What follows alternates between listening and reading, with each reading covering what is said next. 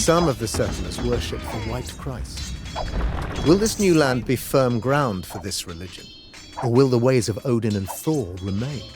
Ciao YouTube! I'm TheLonelyWingedHussar. Welcome to Age of Empires 2. If you appreciate my content and want to help, like this video, subscribe and leave a comment below. As for today, enjoy! The Norseman stood on a rocky shore of the Faroes. He squinted to the northwest, trying to coax a hidden and distant land of mountains from the sliver of space between the foggy sky and the white-foamed ocean. Somewhere out there was an island of ice and fire. Men like him had sailed there before. By the chance of an errant storm and the will of the gods, a Norseman named Nadothur and another named Garthor had both reached the land separately and returned to tell tales of it. Others had no doubt ventured there, but their stories had been silenced by the drowning sea. This Norseman would be different. His Gnar would take him on the Great Whale Road to this land, which he envisioned as the outlying fields of Asgard. This would be a land of plenty, where he could be his own man and work his own land, a challenge in the increasingly crowded Faroes, to say nothing of Norway, where King Harald Finehair ruled with an iron fist. The Norseman pushed his Gnar into the sea, beginning his journey. At the very edge of his own world, where it stretched to touch another, he would touch Valhalla's edge.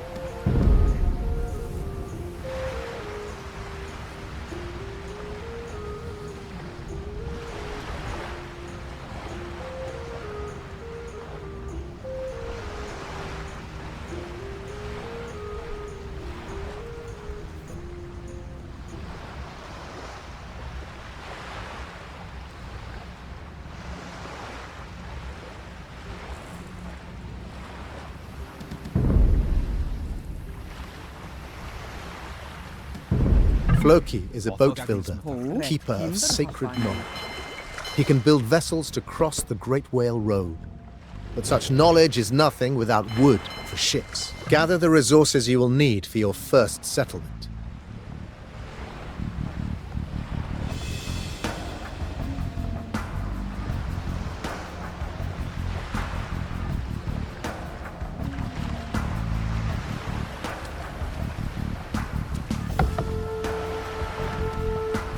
Fastened with iron rivets, the overlapping planks of the Gnar's construction allow the ship to weather the high seas. But such methods are not perfect. Norse farmers gather at halls like this to arm themselves with axe or spear and defend their lands from the fjords of Norway to the islands beyond. Ingolfur Arneson, tall and fiery, exiled from Norway for murder. He would make a perfect companion for a journey west. The ship will suffer damage at sea and must be regularly repaired on shore. If it stays on the ocean too long, it will sink, sending its passengers to a watery grave.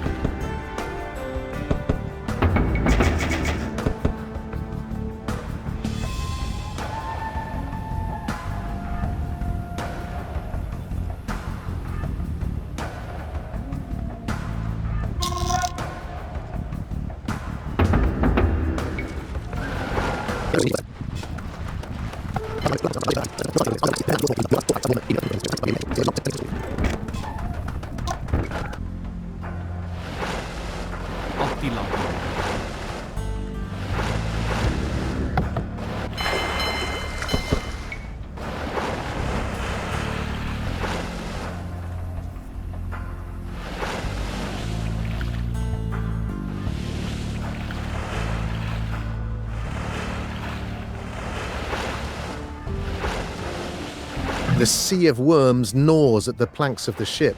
It will sink if it does not reach land soon. There are rumors of an island further northwest. Iceland, land of ice and fire. It is summer, and only dull grasses and shrubs emerge from the still cold earth. Some Irish make a hard living here, tending animals and worshipping their dead god. They will need to be defeated and Iceland settled. But Floki's band of travelers are no match for the Irish. There may be other lands further west to settle.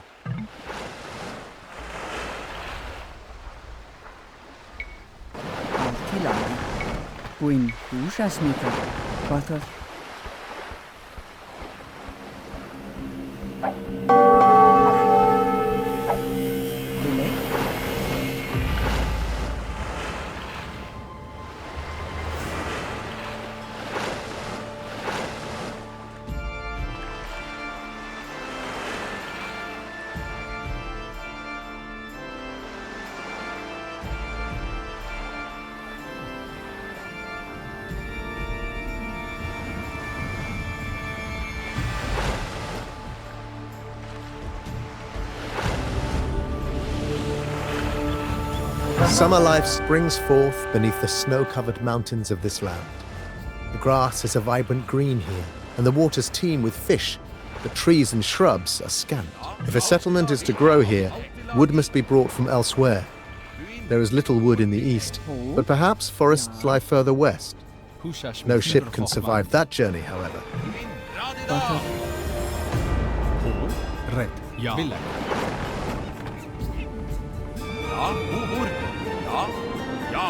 Ja. Red. Attilagi. Red.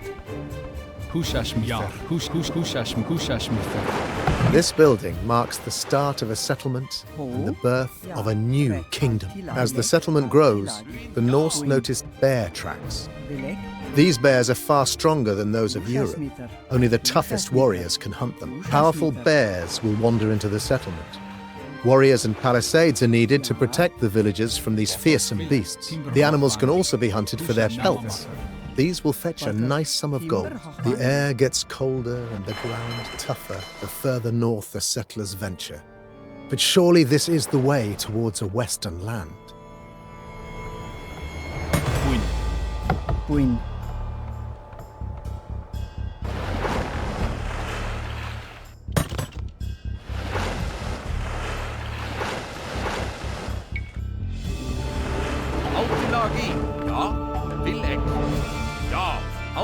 A strange totem, surrounded by human remains, is the only evidence of prior settlement on this land.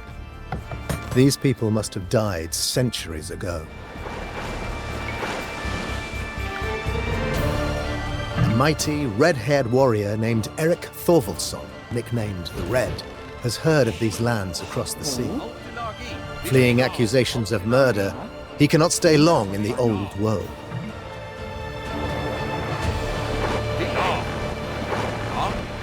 Radida! Ja!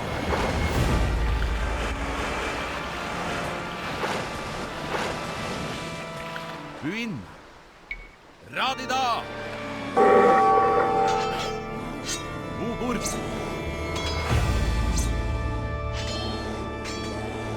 Buin!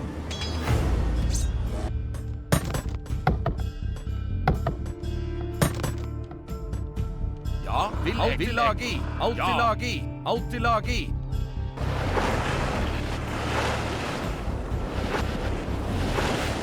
Bobor!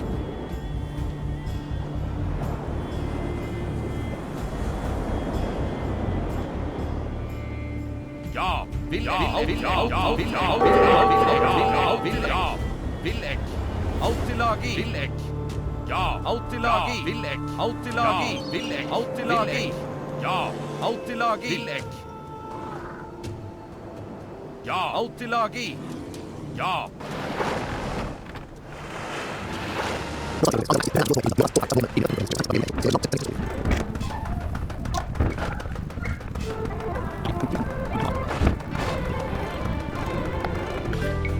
Buin! Villek! Altilagi! Ja! Til bardaga! Radida! Buin! Ja! Vil ek. Alltid lagi. Dra de da. Alltid lagi. Ja. Vil ek. Alltid lagi. Ja. Vil ek. Ja. Alltid lagi. Ja. Ja.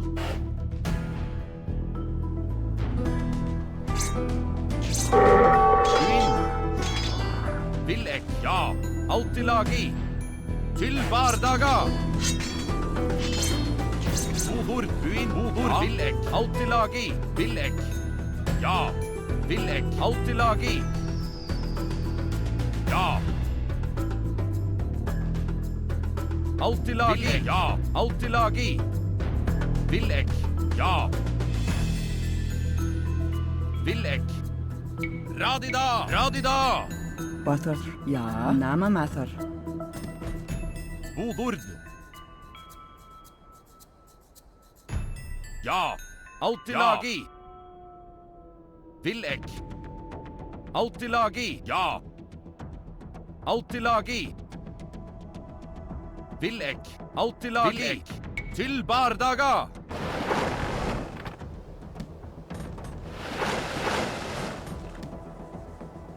Buin.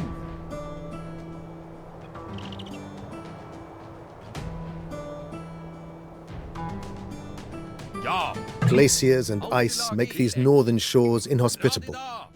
Better lands lie further south. Ja. Ja. Vil ek. Ja. Til bardaga.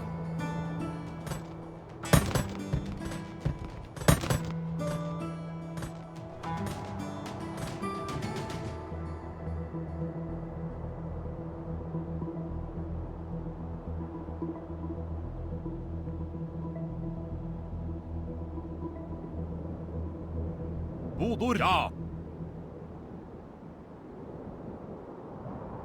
Alltid lagi. Ja. Alltid lagi.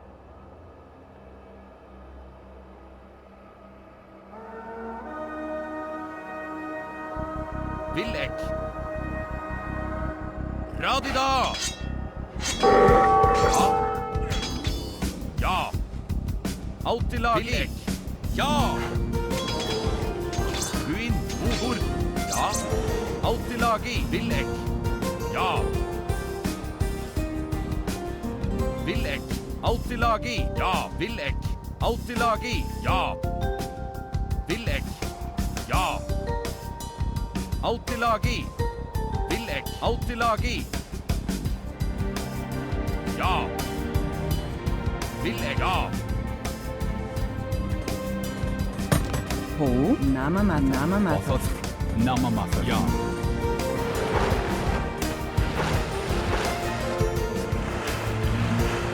Uin. Alltid lagi.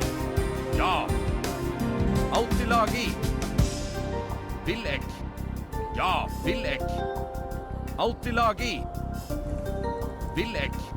Ja. Radida.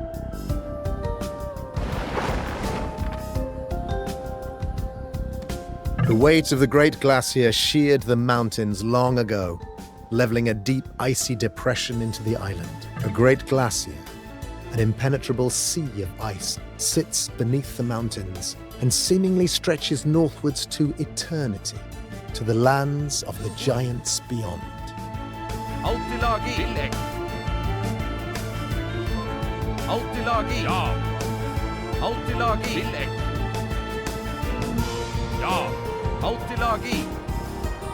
Ja. Vil ek. Alltid lagi. Vil ek. Ja. Vil ek. Ja. Alltid lagi. Radida. Ja. Vil ek. Ja. Alltid lagi. Ja. Alltid lagi. Vil ek. Ja.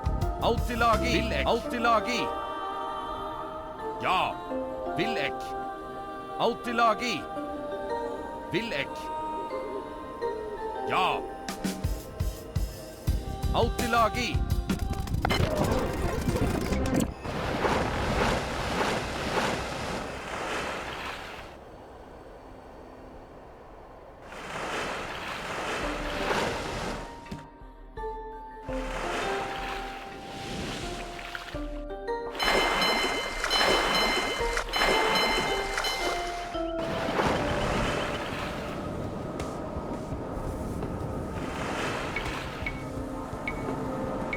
Byen Villek.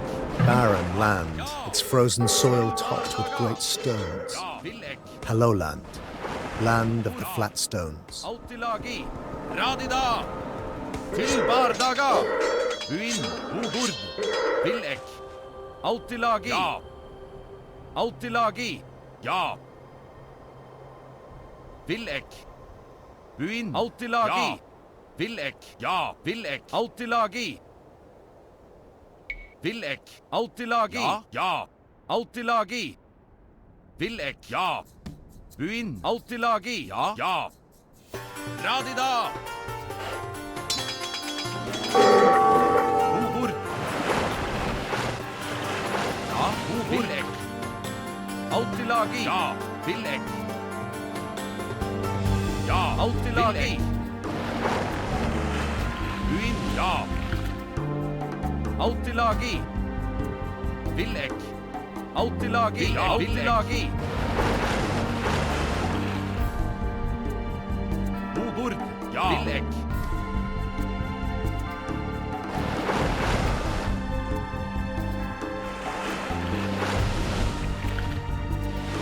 Ja. Ja. Autilagi.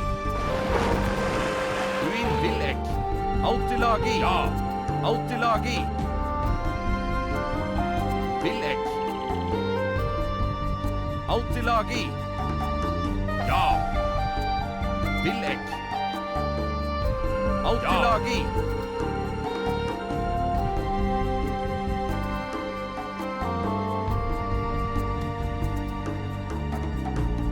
Villek. Autilagi. Ja. Villek. Radida. Bohord. Ja.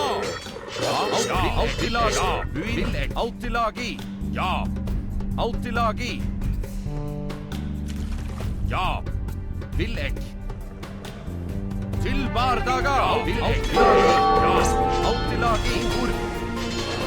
Ja. Ja. Byen. Autilagi. Ja. Villek. Bohord. Autilagi. Ja. Villek. Autilagi. Villek. Villek. Autilagi. Villek. Ja. Bwyn, Bathor, Red. Fiski Mathar. Autilagi.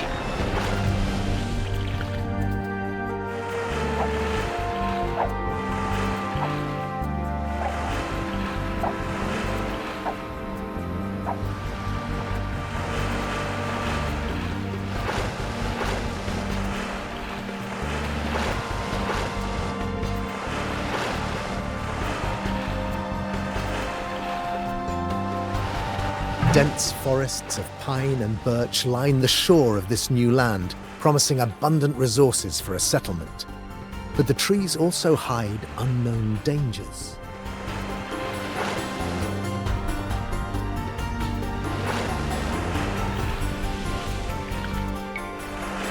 Bwyn. Bathor. Bohord. Villek. Radida. Ja. Villek. Bwyn. Ja. Red. Hushashmither. Villek. Red. Hushashmither. Ja. Autilagi. Hushashmither. Hushashmither. Byen Radida.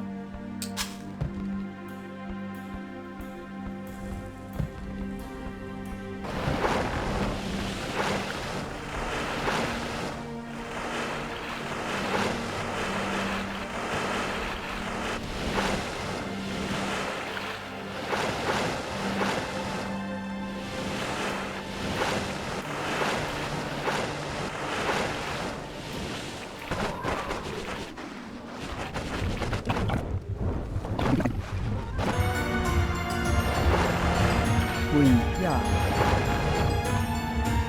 Ho, wil ik. Fiskemaker.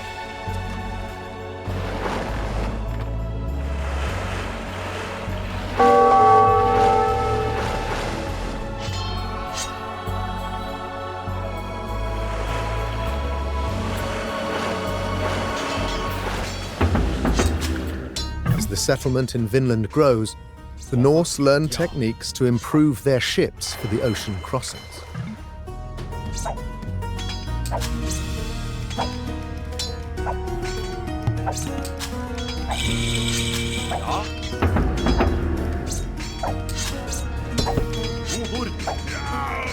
Red blood leaks from the painted ruddy warrior lying lifeless in the dirt. War has come to this new land. Some of the settlers worship the White Christ. Will this new land be firm ground for this religion? Or will the ways of Odin and Thor remain? The Norse settlers learn to clean, caulk, and repair their ships to prevent the Sea of Worms sinking their vessels. Ships can now cross the oceans safely.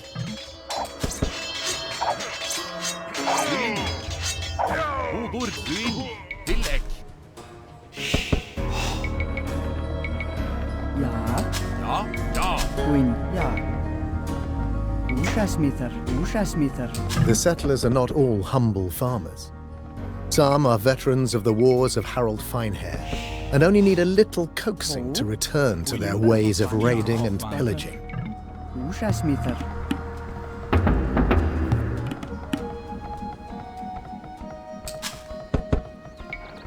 Alltid lagi, ja. Bra de da. Vil jeg, ja. Alltid lagi. Ja.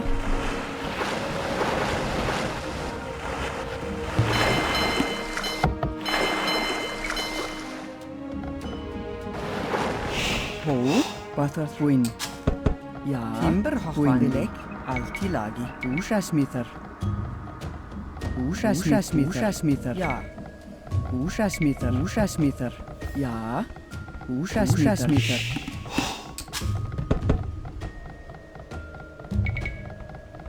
Ho. Timberhoffandi. Bathar Queen. Timberhoffandi. Bathar. Ho. Ja.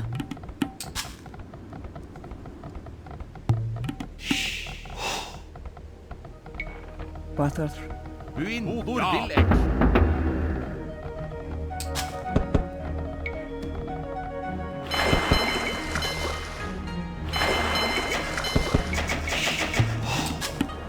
Ja.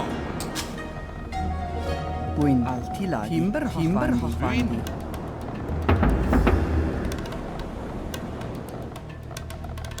Ho. Úrsasmithar. Ja. Bathar.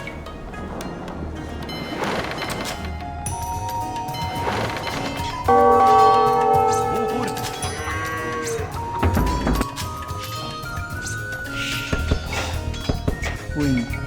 Úrsasmithar. Ho. Alltid lagi.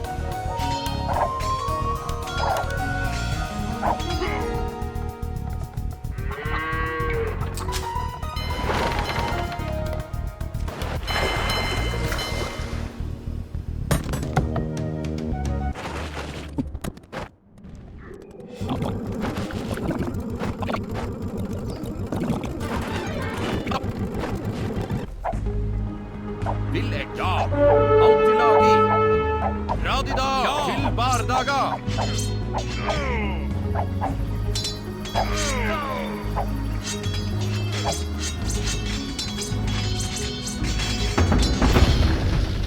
It seems the White Christ has triumphed here as well, at the edge of Valhalla. The settlers are less interested in raiding, but they will still defend their lands. Queen, vil jeg. Ja. Timberhoffman. Alltid lagi. Vil alltid lagi. Vil jeg. Til bardaga. Timberhoffmandi. Ja. Alltid lagi. Ja. Vil jeg. Alltid lagi. Ja. Alltid jeg. Ja. Bra de da. Alltid lagi. Ja, vil ek. Autilagi. Ja, vil ek. Radida. Ja, autilagi. Radida.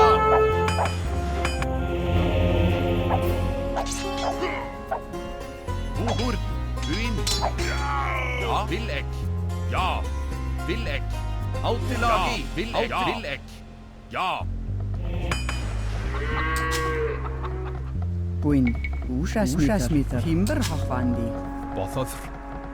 Ho. Ja. Húsasmíþar.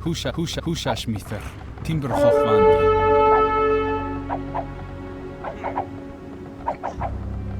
Bohord til bardaga. Ja. Bwyn.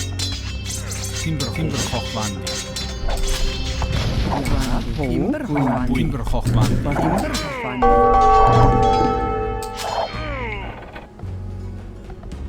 Ja. Timberhochvandi. Húsasmíþar. Timberhochvandi. Autilagi. Radida. Vil ek. Autilagi. Ja. Autilagi. Vil ek. Ja.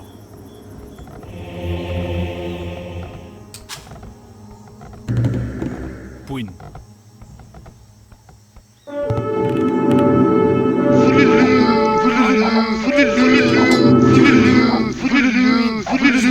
Radida. Til bardaga. Ja. Radida. Buin. Ja. Radida. Bohord. Buin. Ja. Buin. Ja. Bohord. Autilagi. Vil ek. Autilagi. Vil ek. Autilagi. Ja. Vil ek.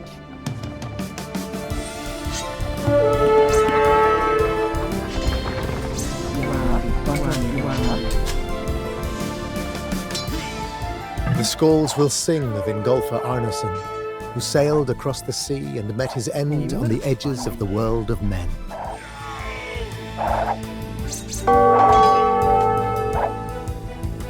Bwyn. Timberhochvandi. Ja. Úsasmítar. Timberhochvandi. Bohord. Vil ek. Vil ek. Ho. Ja. Timberhochvandi. Bwyn. Buin. Ja. Autilagi. Til bardaga.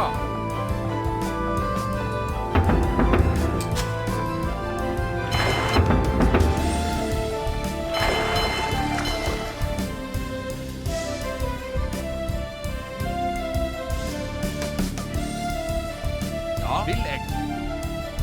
Autilagi. Ja. Autilagi. Vil ek. Autilagi. Vil ek. Butter. Ho. Ja. Bergmather. Butter. Timberhochvandi. Timberhochvandi. Bwyn. Timberhochvandi. Ja. Ja. Autilagi. Vil ek. Ja. Autilagi. Ja. Vil ek. Autilagi. Ja. Vil ek. Autilagi. Vil ek. Autilagi. Bothodd rett.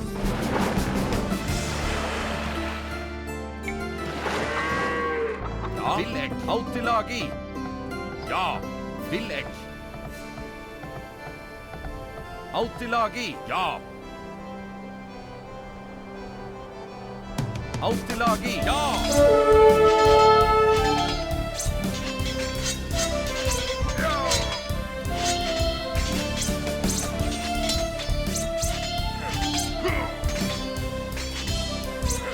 Buin.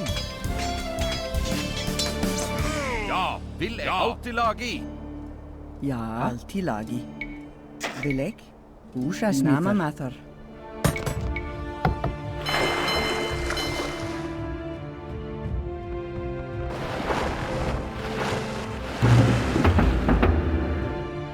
Ja.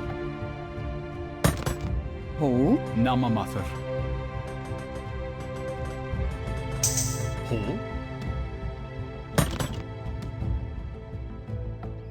Buin.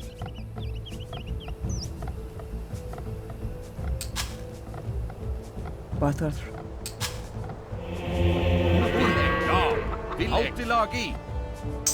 Bothodd. Hwsa smither. Bwyndi. Timber hochwandi. Ja. Vil ek. Ja. Alltid lagi. Ja. Vil ek. Radida. Til bardaga. Bodord. Ja.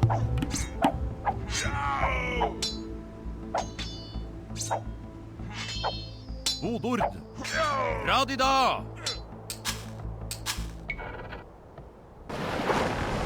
Ja. Timberhochwandi.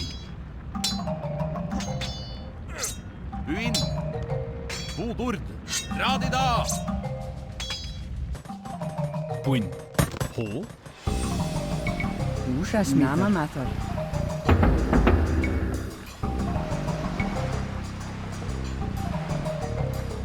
Ja.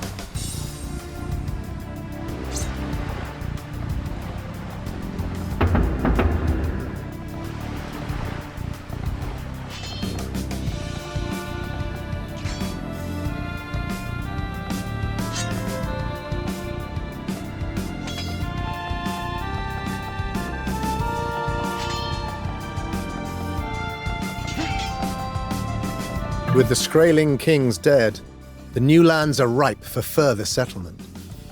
A warrior named Thorfinn Karlsefni vows to go to these lands and make a new life there. Alltid lagi.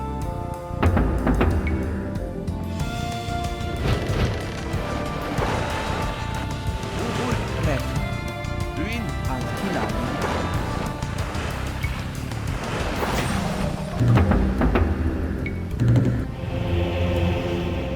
Ja.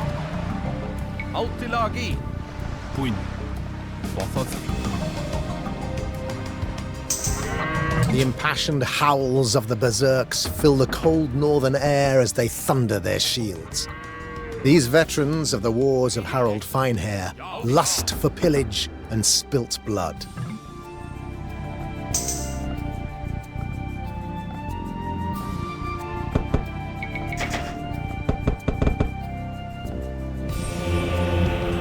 Ja.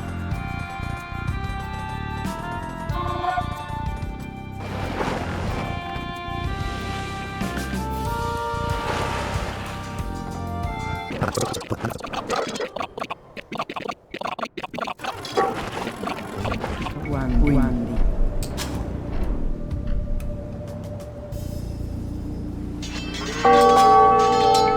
Bothodd timber hochwandi lagi. Vilek.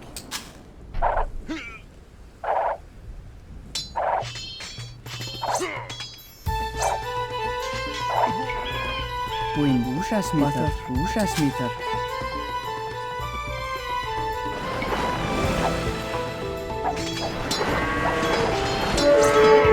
Buin. Ja. Ja. Til bardaga. Ja. Til bardaga. Alltid lagi. Radida. Ja. Radida. Buin. Bodord. Vil ek. Ja. Til bardaga.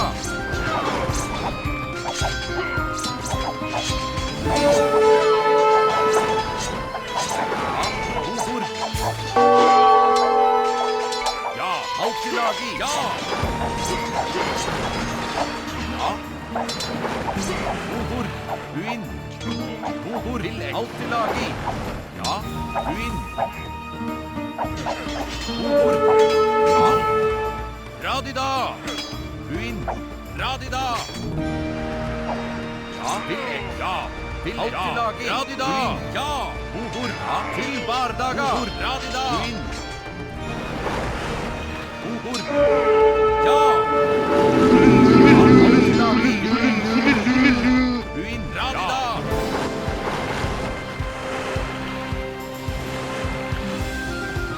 Ja.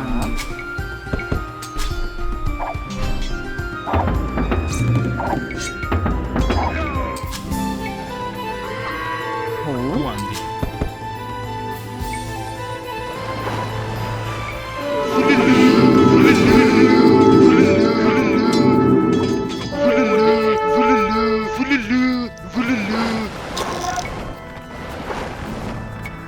Alltid lagi. Ja. Alltid ek. Alltid lagi. Til bardaga. Villek. Ja. Altilagi. Radida. Uin. Villek. Ja. Villek. Ja. Altilagi. Altilagi. Ja.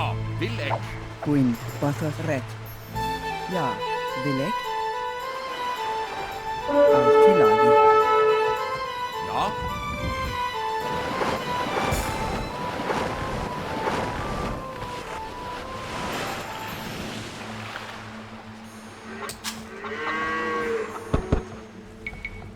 Uin. Ja.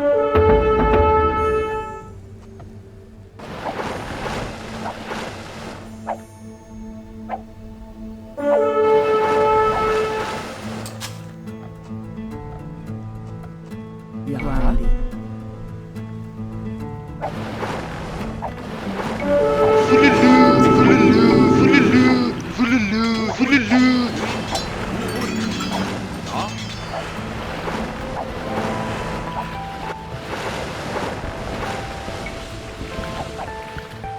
Uin.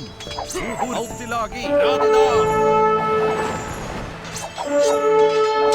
Ja. Uhur. Ja. Ja. Villek. Altilagi. Radida. Ja. Altilagi. Bardaga. Villek. Ja. Ja. Ja.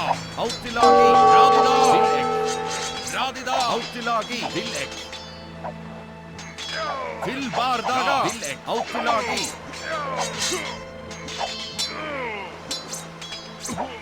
Uhur. Radida. Uin. Radida. Ja. Uhur. Ja. Til bardaga. Radida. Ja. Ja. Radida. Bardaga. Uin. Radida. Radida. Ja. Til bardaga. Uhur. Radida.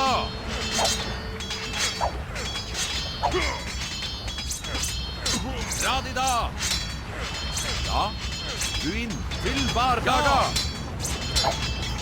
Ja. Til bardaga. Ja. Radida. Uin. Radida. Ja. Altilagi. Uin. Radida. Uhur. Til bardaga. Radida. Uin. Ja.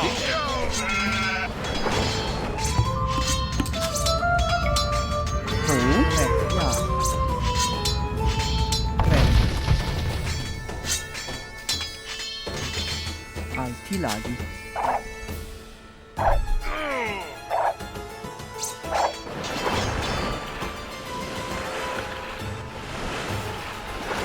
Ja.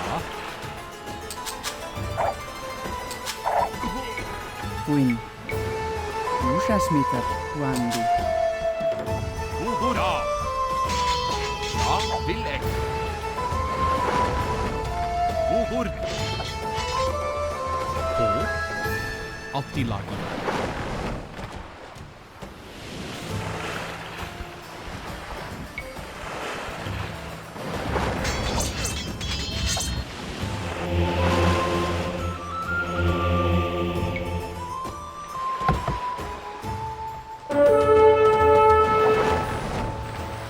Altilagi. Villek. Altilagi. Ja. Ja. Ja. Uhur.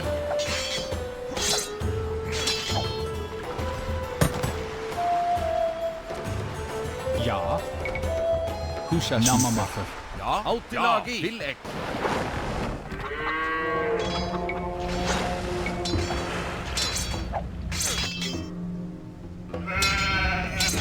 Uin.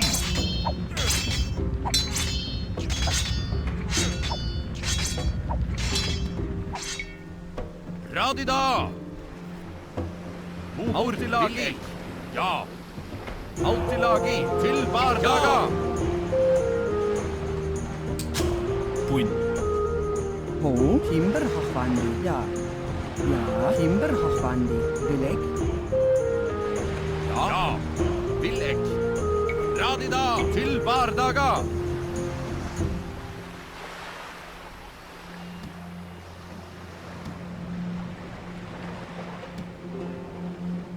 Bothodd. Buin, dra de da!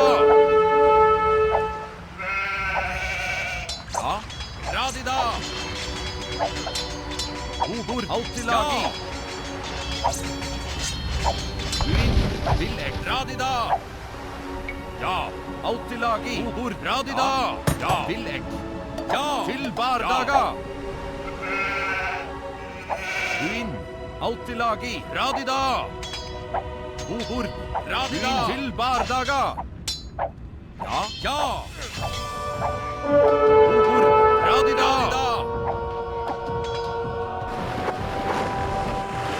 Vil jeg, alt i lagi! Vil jeg! Ja, vil jeg! Bothodd. Nama Mathuin. Smith. Nama Mathodd.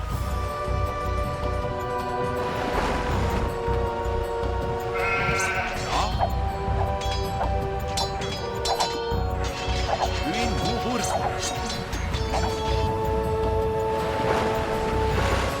Vet. Smith.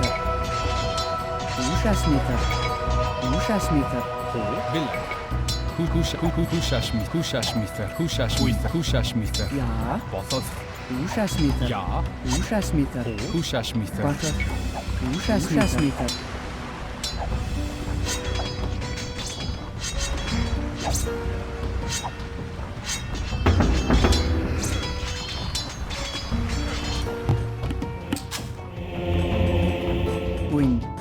Smith. Buin. Smith. Nama Mathodd.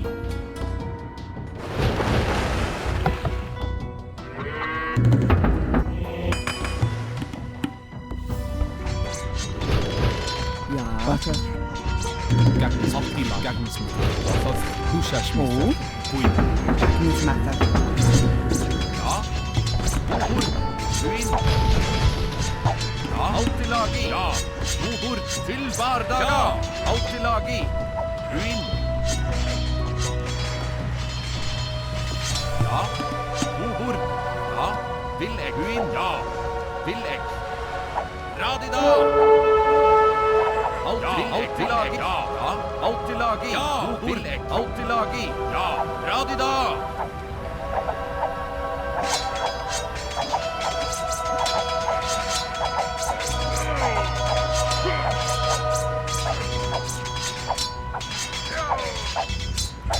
Buin!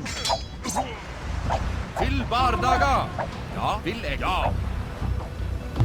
Ja. Ja. Gagnis Mathodd. Bothodd. Buin. Buin. Ja. Húsa Smither. Gagnis Bothodd. Buin! Bord! Alt i lagi! Ja, alt i lagi!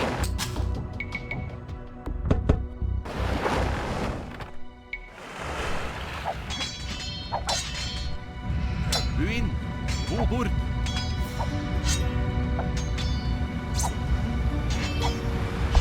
Ja, vil jeg? Ja, dra de da! Buin! Ja! The Norse ventured onto the Great Whale Road, discovering lands beyond their imagination. Lands of ice and fire, of frozen glaciers, and of great forests swarming with caribou. The stories of these lands would be told for centuries in the sagas. Long after the last Norsemen leave, in the ports and taverns of Europe, the adventurers of a later age would listen and would return.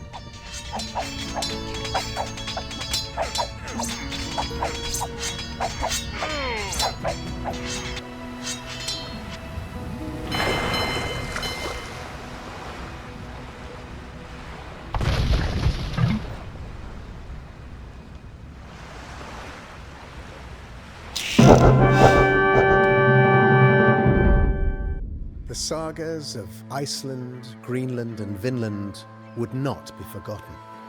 The stories of these enterprising sailors, settlers, and warriors would be told in the taverns and halls of Europe for centuries. Long after the gods Thor and Odin were silenced by the piety of Christ, and long after the humble settlements in Vinland were overrun by nature, the sagas would inspire the imaginations of men and women of a later age. Nearly 5 centuries after the Norse reached the shores of a new world, other men of Europe would retrace their steps. In 1497, Giovanni Caboto, called John Cabot by his English employers, reached the same lands that they had discovered.